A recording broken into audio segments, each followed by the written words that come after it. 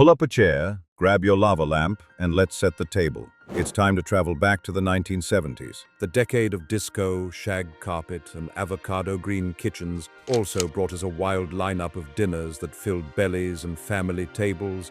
Some were comforting classics, others were, well, culinary experiments we quietly agreed to retire. Remember the fondue pot bubbling at every party? The casserole that stretched one can of soup into a family meal? Or the mysterious jello molds that looked like science projects? These vanished 70s dinners tell a story about how America ate, celebrated, and entertained. They were thrifty, sometimes flashy, and always memorable. So, tonight, we're opening the time capsule on 25 dishes no one makes anymore. At least, not without a wink of nostalgia. If you had to revive one 70s dish, what would it be? Fondue or jello mold?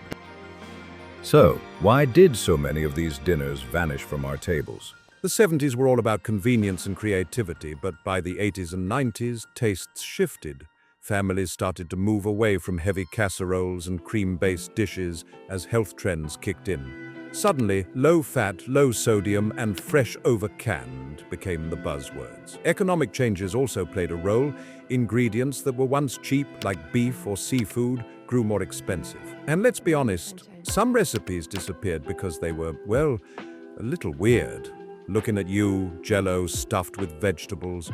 Food culture evolved. Supermarkets offered international options, and microwaves made frozen dinners the quick fix. What felt stylish in the 70s began to feel outdated just a decade later. Some 70s meals didn't just vanish. They ran off like disco dancers when the lights came on. Prawn cocktail. Nothing said fancy dinner party like a chilled glass stuffed with lettuce, shrimp, and cocktail sauce. It was the appetizer that made you feel classy, even if you were eating it next to a lava lamp. Cheese ball. Every holiday table had one. A giant ball of cream cheese mixed with shredded cheddar, rolled in nuts, and spread on crackers. It was delicious, yes, but also looked like a snack straight out of a Brady Bunch potluck. Deviled eggs, a classic that bridged every generation. These little half eggs filled with mustardy yolk mix were the go-to for picnics, church socials, and bridge club nights. Simple, cheap, and gone before the party ended. 7-layer salad, iceberg lettuce, peas, bacon, shredded cheese, and a mayonnaise dressing stacked in a tall glass bowl. It looked like edible artwork and tasted like crunchy comfort. Watergate salad, pistachio pudding, Cool Whip, pineapple, marshmallows, and nuts. Who came up with this? It was neon green, fluffy, and oddly irresistible. Some say it got its name during the Nixon scandal, but the real mystery is how it ended up on so many tables. Did your family serve a cheese ball at every party? Or was that just a Midwestern law in the 70s?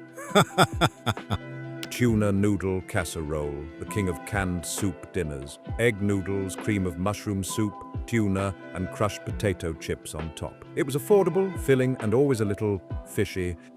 Tater tot chicken pot pie. Imagine traditional chicken pot pie, but instead of pie crust, you get a golden crown of crispy tater tots. Kids loved it, dentists probably did too. Salmon croquettes, canned salmon mixed with breadcrumbs, fried into little patties, and served with tartar sauce. A seafood upgrade that made you feel like you were dining fancy, until you realized it came from a can.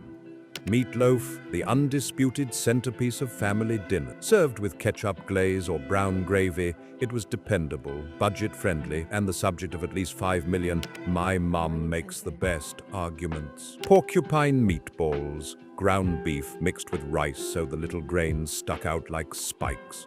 They simmered in tomato sauce and stretched 1 pound of beef to feed the whole neighborhood. Pasta primavera, a sign that vegetables were finally invited to dinner. Creamy pasta with colorful vegetables, born in a New York restaurant but copied in suburban kitchens everywhere. Salisbury steak, ground beef patties smothered in brown gravy with onions. Basically a fancy way of saying hamburger, no bun. Hamburger potato casserole, a true pantry saver. Layers of ground beef, sliced potatoes, and cream soup baked until bubbling. Simple, hearty, and guaranteed to glue kids to the dinner table.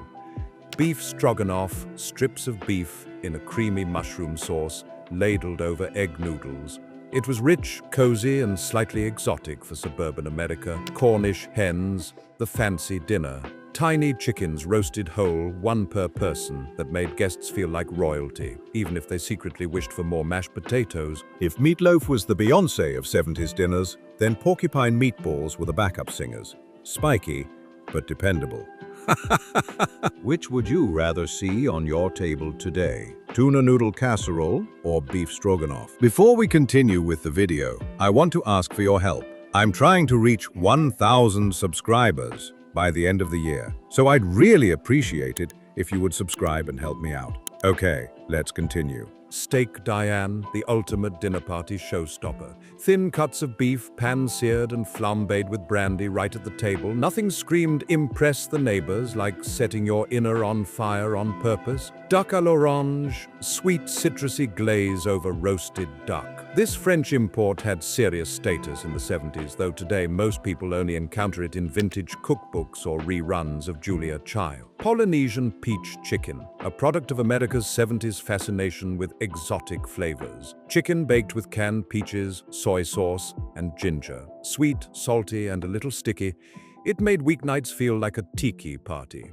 These were the meals people served when they wanted to feel glamorous. They weren't about stretching ingredients like casseroles, they were about flair, presentation, and maybe showing off a new Corningware dish.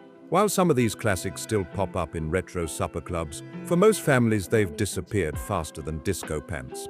Steak Diane wasn't just dinner. It was dinner and a pyrotechnics show. No wonder the smoke alarm got a workout.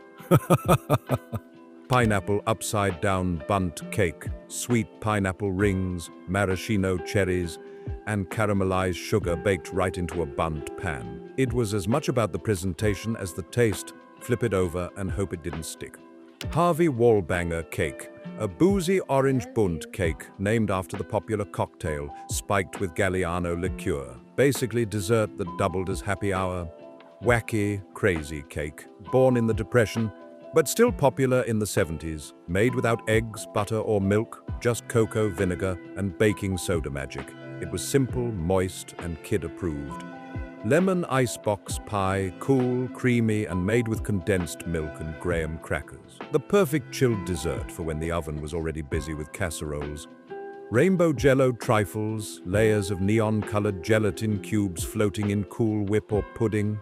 They wobbled, they shined, and they probably caused more giggles than any other dessert. Would you rather bring back pineapple upside-down cake for your next party, or risk the wobble with a rainbow Jello trifle? Rainbow Jello was basically a dessert and a mood ring in one, bright, colorful, and impossible to take seriously.